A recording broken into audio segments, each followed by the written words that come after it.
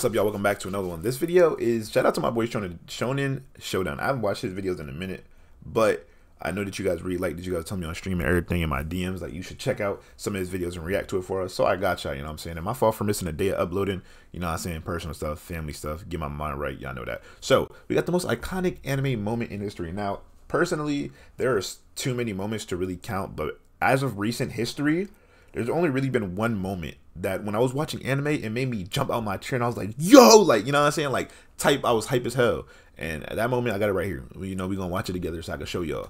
Boom, right here. This is, some of y'all know this, the Save Fenrir. Bro, this is like, it really gave a sense of togetherness. And it was like, yeah, the Black Bulls are like that. And I ain't even like the biggest Black Clover fan either. I think it's a good anime. Don't get me wrong. But this moment was unprecedented for it. Like the build up, the hype, and just everything about it. It really solidified what the Black Bulls were in this universe. But let's go and watch it. Look at this. The whole squad came in. What the fuck you think you doing, nigga? I'll kill you right here. Yo! Look at the whole Black Bulls on standby. You know what I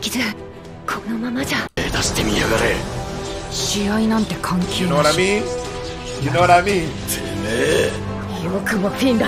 The sense of togetherness, bro. I haven't seen nothing like this since like One Piece, you know what I'm saying, with Robin. And in the moment didn't even hit as hard as this did right here. This moment was just super iconic for me, and it speaks for itself. Almost 10 million views. This is one of the you know what I'm saying, one of the most spine chilling moments in anime as of recent history. But let's see what Shonen Showdown got to say. I imagine he's going to be using a lot of the classics, which, like I said, I was talking about recent history, none of the classics, or you know what I'm saying, the real shonen-y classic ones. Obviously Goku, Super Saiyan, Luffy gear too, like Naruto. You know, there's a lot that you could just throw in there. But you know, when it comes to the most iconic moments in anime history, we really have to dissect how many moments there are. I mean, you have Naruto arriving at the village when Pain was there. You have Jotaro versus Dio from JoJo's Bizarre Adventure. You have Ash becoming a Pokemon champion for the first time after 20+ years. That wasn't, I mean, it was like, that was iconic, but not only is Jit still 14 after 30+ years, but it just don't hit, bro. They should have been did this after like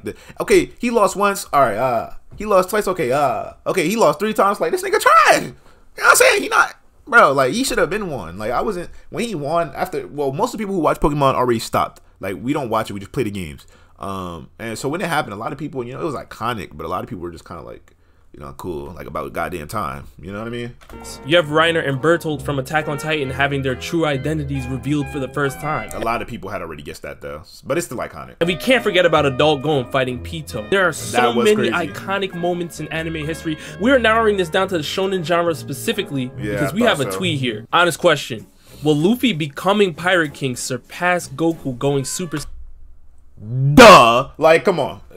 Duh, come on, bro. That's 1,000+ episodes of build up for that, bro. And anybody who say any different, come on now. You probably your dick riding Dragon Ball Z. Even me, like unbiased. Bro, Goku going Super Saiyan was iconic. Shocked the whole world. Everybody know about that. People replicated it. People been jacking it for a minute. But once Luffy becomes Pirate King, it's like, bro, we've been watching this for a decade plus. It's about time. Like, I'm so proud of him. And just to see the crew, and then they'll probably do a time skip with what happens to everybody after the fact. And it'll just be the most iconic series of episodes, or probably even like a movie or like an OVA. You know what I mean? And it's just something that it'll blow any moment that's ever happened out the water. It really will. Like, come on, let's just be honest. We waited so long for it. So when it actually happens, you know, it's kind of like the same thing with Attack on Titan. You know, if you read the manga. Same thing with Full Metal. It's like certain shows we're just anticipating, and we haven't even seen it in the manga yet. That's the crazy part. And be the most iconic moment in shonen history. That is a very, very tough question, but it's also a loaded question because we have to dissect what makes an iconic moment in shonen history in the first place. Is it the well-written plot twist or the elements of surprise? Is it the popularity? It's the hype behind it, the build-up, and the execution of the moment. Like, we knew with Goku, like, something had to change. Something had to give in order for him to win that fight. And then we seen they were alluding to that legendary Super Saiyan for a long time. So the fact that we finally got to see it, it was like, man, and they executed it to a T. It's the same thing with the Pirate King. We've been talking about it for a long time. We don't even know what, you know, the final island. We still have so many mysteries to answer. And it's like, bro, once we get there, it's gonna talk about and just solve a bunch of theories, and everybody, bro, it's gonna bring the whole world together, just like Super Saiyan did. of the anime as a whole, or is it more than that? Well, I happen to believe that it's a culmination of everything. To be the most iconic moment in shonen history, you have to encompass all of those characteristics. Your anime has to be popular. You need to have some element of surprise or some sort of a plot twist. There needs to be some hype surrounding it. And because of those things, I believe that Goku becoming Super Saiyan for the first time is still going to stand as the most iconic moment in shonen history, and here's why. To account for the element of surprise, we have the fact that becoming a Super Saiyan was a myth. If we remember, Frieza's fear of this myth is a whole reason why he attacked Planet Vegeta in the first place. He wanted to make sure that there was no opportunity for a Saiyan to achieve that level. This is what made Goku becoming a Super Saiyan for the very first time very iconic, because it happened to be against Frieza, the very same person who loathed the Saiyans because he was afraid that he could get overpowered. Frieza's hatred for the Saiyan race came from his fear of rebellion. But you know, one thing is, we still don't know how Luffy becoming the Pirate King is gonna be executed, if it does even happen. You know what I mean? We still don't know. It's really all about the execution, if you really think about it.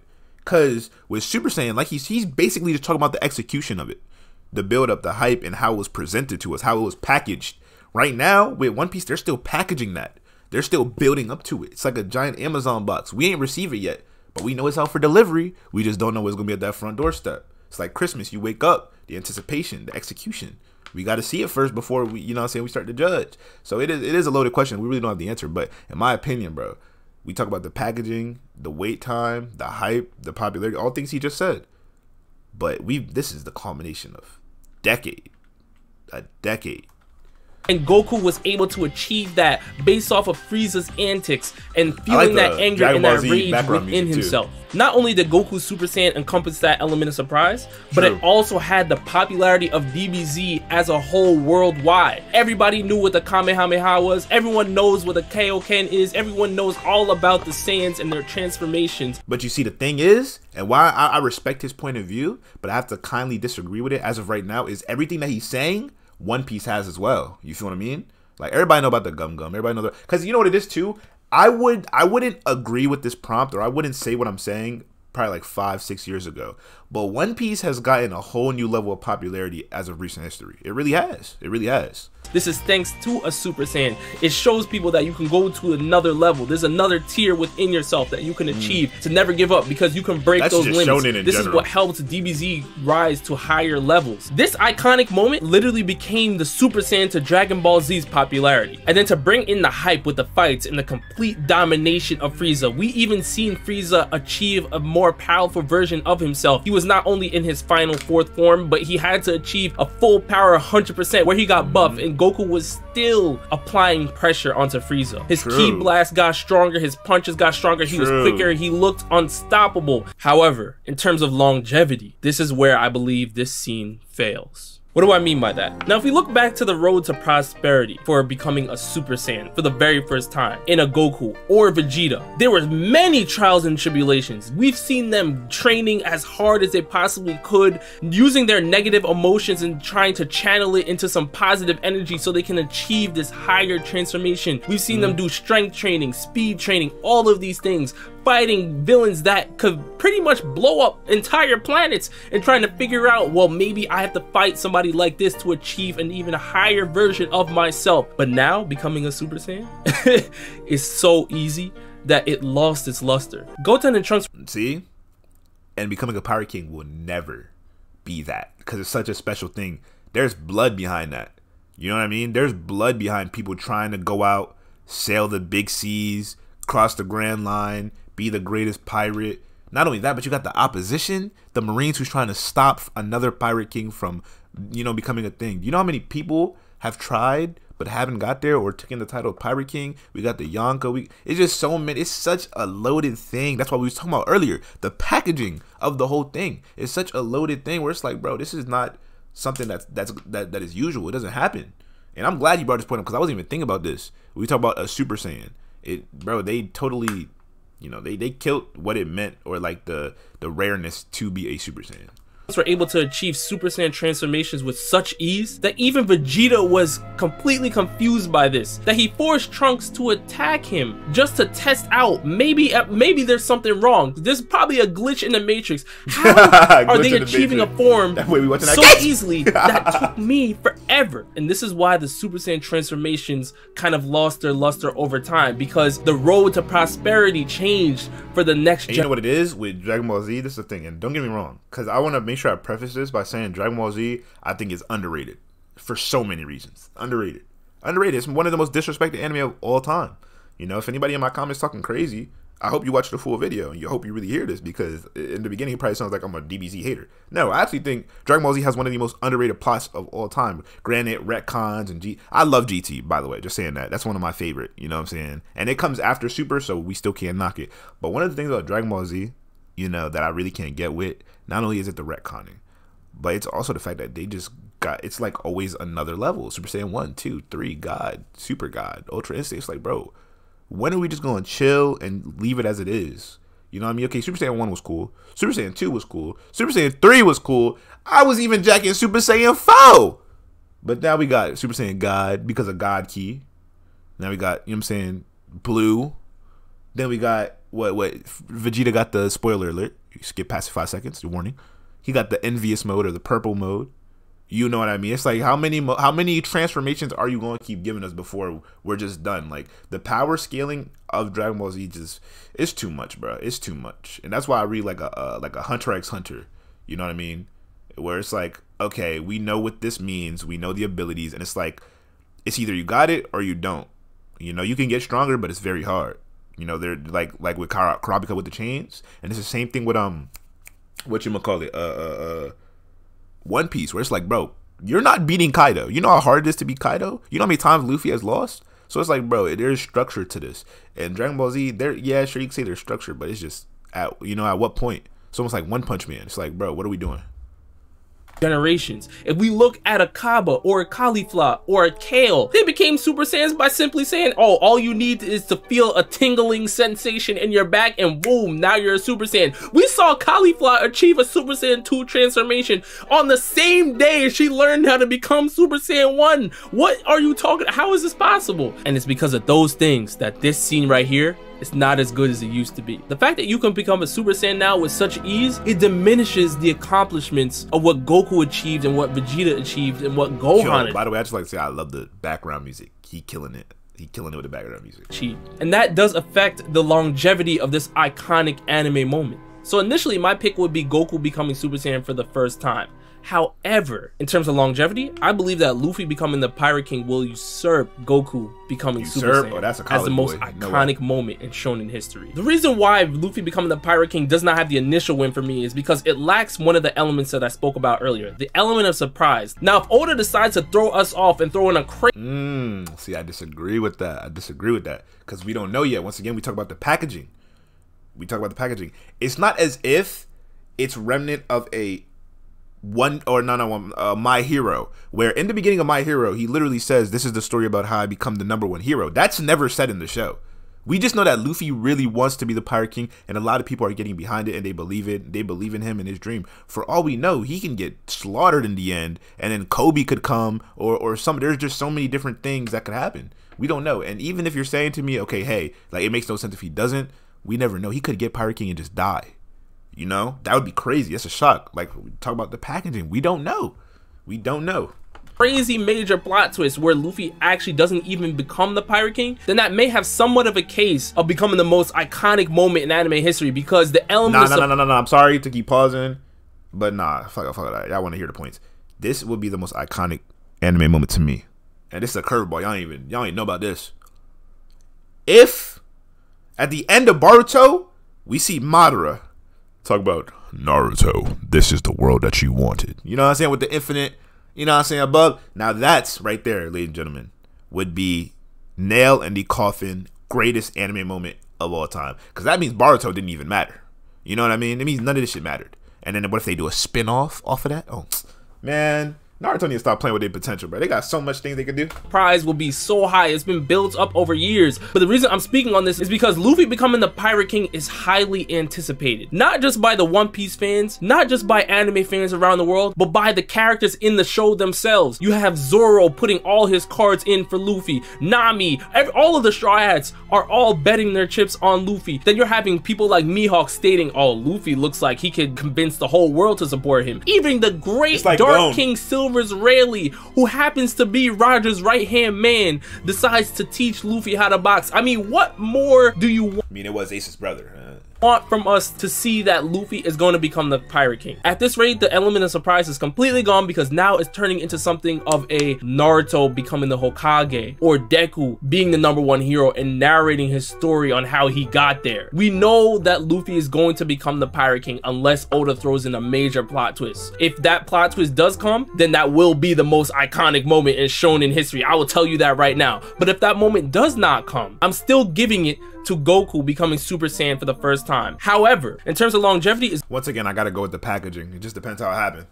If it happens on something like, oh, you know what I'm saying, he beats Akainu and everything, and he beats Kobe or all these, you know what I'm saying, it's just boom, he becomes Pirate King strongest, and, you know, the Straw Hat crew is revered across the seas, and I would agree.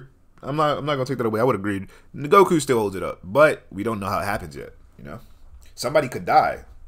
Like I said, there's blood over this shit in One Piece. Dragon Ball Z, there is blood over it, but not so much as one, you know, with the world building. It's two completely different world builds. So with One Piece, it's like we could have some Straw Hats die, and that automatically would make it the most iconic moment in history. It's going to be Luffy becoming the Pirate King. Let's understand this. The road to becoming the Pirate King is a very unpredictable road. First of all, Roger's whole path is what created the term. Also, too, Brook can be in the end because, you know, Brook is immortal, so he's gonna see Luffy, you know, because Brook could be telling the story of Luffy, and we never know. Pirate King in the first place. There was no such thing as a Pirate King until Goldie Roger set out on his mission. The One Piece is Roger's treasure. He set the standard for what it took to become a Pirate King, but not everyone's path is going to be the same. For all we know, you could have an insane pirate crew stacked of power, or you could have somebody that is just focused on gaining the knowledge of the world in the Void Century and just puts the puzzle pieces together. There's so many different ways that you can achieve Pirate King status that the element of surprise is actually found through the journey in One Piece. Luffy's end goal becoming the Pirate King is already highly anticipated, but Luffy becoming the Pirate King will be the greatest achievement in shonen history because the world that Luffy is in is so ridiculously stacked against him. Now, yes, Dragon is his father, Garp is his grandfather, but Luffy did not have the handouts of an overpowered devil fruit. He didn't have any latent Super Saiyan abilities. He did not have a Nine-Tails fox embedded into his body. He did not have a one-for-all quirk gifted to him. None of these things. Luffy had to figure it out and build up his crew by himself, and it's insane. I wonder, do you script this or do you just off the mind? Because that's impressive if it's just straight off the domer. I mean, there's cuts here and there, but off the domer, talking like this, very structured, it's impressive. In what he was able to accomplish this far within the One Piece series. And I believe Luffy becoming the Pirate King, or at least the end of One Piece, will be the biggest promotion for One Piece worldwide. This is where I believe One Piece will be able to compete with DBZ as the most popular anime of all time. We know that Oda's a big fan of Dragon Ball, so this is no surprise that these two anime are going to be pinned up against each other when it's all said and done. But there's a thing called FOMO, the fear of missing out. I believe that element that Oda has created in One Piece is going to cause mass promotion towards the end of the series. When people start to hear that One Piece is close to its ending, everyone's gonna be afraid of the spoilers. Everybody gonna want to start. That's when a lot of people gonna start. They gonna hear One Piece is ending soon. That's when you're gonna see a uptick. Be afraid to find out what the One Piece truly is without having watched an episode, and I feel like through that, the series is going to balloon. The popularity is going to balloon. And I think that is going to cause Luffy becoming the Pirate King to become an iconic moment over time. But initially, I don't think it will have that pull because it's highly anticipated already. Everyone already expects Luffy to become the Pirate King, so that element of surprise is completely stripped away, and that is not going to give us the same feel that Goku becoming the Super Saiyan felt. Goku becoming Super Saiyan was a myth. Luffy becoming the Pirate King is something that we all believe in. It's two different feelings. But Kale and Caulifla and Kaba achieving Super Saiyan transformations with such ease completely watered down Goku and Vegeta and Gohan's achievements. However, you cannot water down the path to becoming a Pirate King. There's no real easy road. Some paths may be faster than others, but at the end of the day, you're gonna have to run into some Yonko, you're gonna have to run into some Marine. So honestly, we can't even compare the road to Super Saiyan versus the road to Pirate King, because the Pirate King road is so much harder, it's so much more legendary. If we look at the poll results here, it is pretty much neck and neck, y'all. You have It Will Be being at 49%, and then It Won't Be at 51%. Come on. Y'all let me know which of these two you would pick for the most iconic moment in anime history. And with that, I'll see you next time. Peace. There you go, ladies and gentlemen. There you go. Showdown himself. Shout out to bro.